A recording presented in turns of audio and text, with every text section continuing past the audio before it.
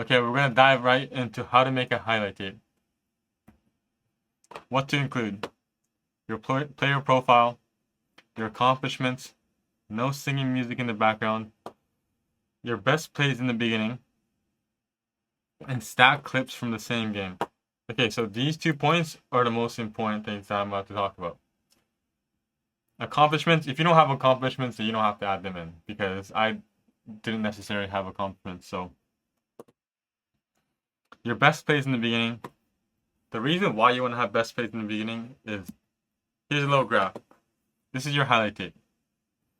The first 2 minutes, 80% of the coaches are going to watch the first 2 minutes of your clip.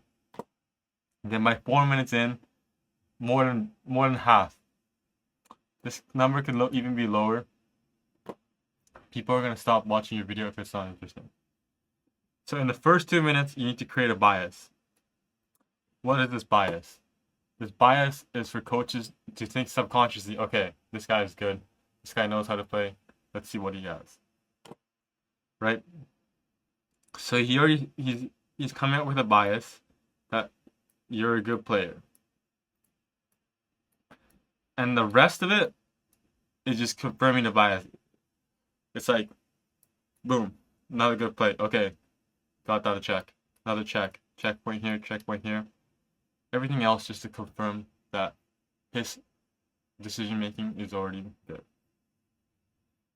The reason why you want to have good clips in the beginning is because the coaches are getting a lot of emails, a lot of different clips every single day. And they don't want to be reviewing your 10-minute regular highlight tape. They want to see some exciting action. They want to see some good quality plays, good decision making. So you got to make sure to pack as much as you can in the first 2 minutes. And going back to stacking clips in the same game. Guys, people don't do this. A lot of guys include the clips individually. And yes, that's good. But what stacking clips did for me is it showed that I have consistency in my plays and I make impact throughout the whole game.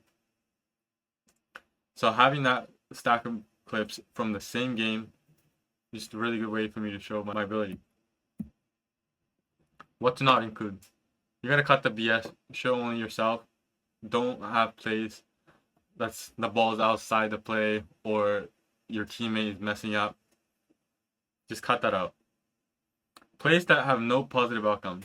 Coaches get a lot of emails and a lot of people going after them saying, this is my skill, this is what I have, this is what I can do. But in university soccer, they don't want to see street ball. So even if you have a nice meg and nothing happens, then what was the point of it, you know? Efficiency. The higher you go up in level, they want to see efficiency. So make sure you don't want to include plays that have no positive outcomes. Don't make it wordy. This is just when it comes to accomplishments. And no curse words, as of course you are talking to professional coaches who work for universities where they have strict rules on that. So make sure to watch out. Now, this is the key ingredient that I used when I was creating my highlight tape. Alright guys, you gotta study the most watched YouTube videos, the most watched highlight videos that's already out there. The reason why you want to study the highlight videos is because, guys, human psychology doesn't change whether you're an average player, homeless person, or even professional soccer coaches, right? So you gotta look at, okay, what part of the video is most exciting to watch? How are they keeping retention of the users? What kind of plays are they adding in the beginning? You gotta analyze these things. So if you're an attacker, let's watch Ronaldo YouTube. And just look at the most viewed Ronaldo highlight out there and see, okay, they're adding his goals in the beginning. They're adding his skills in the beginning. You know, take notes. And what kind of music is in it, right? So these are things you can add in depending on the position you obviously play. The final note is you got to think about what you would want to see if you are the coach. You know, what are the best attributes that this player is possessing? What position would you play yourself? Is he making smart plays? Does he have a diverse skill set? What kind of attitude does he have? Is he working off the ball? Just try to think a little bit outside the box and think about it from the outside coach's perspective. That's the key, guys. And here's the link to my video. I'll put it in the classroom as well. You guys can watch and you guys can see what I had created.